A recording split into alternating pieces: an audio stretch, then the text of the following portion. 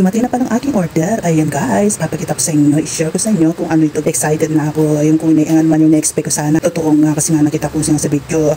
Malalaki yung size niya. Ito nga. Buksan natin. Ayan, ang bilis. Kagad dumating. Akala pa naman bukas pa siya darating. Kaya lang kanina lang dumating na kagad. Kaya sobrang excited ako. Ayan. Isa siyang calculator. Ayan. Siguro nagtataka kayo kung bakit calculator. Kasi nga, meron ako dati.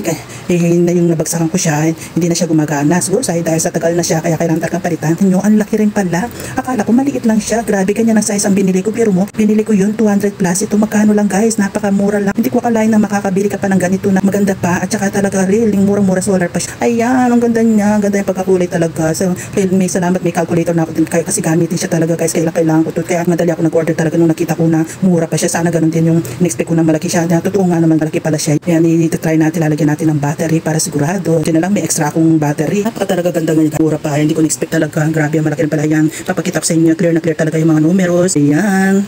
O diba, kitang-kita pa talaga. Ayan, ang ganda. Type ko siya guys. Kung alam ko lang dalawa na sana in order, kung alam ko lang ganyan kalaki siya guys. Kala ko maliit lang siya. Ngayon pala talaga ang sulit na sulit talaga yung binayaran mo. Ayan, murang-mura pa at ang ganda pa ng kulay. Talaga, tingnan mo diba, clear na clear yung mga numeros talaga. Happy ako, salamat. Nagka-calculator na rin ako dahil kailangan ko talaga ito kasi yan na nasira na yung dati ko lumang calculator. Kaya yan, buti na lang dumating ka agad. Thank you.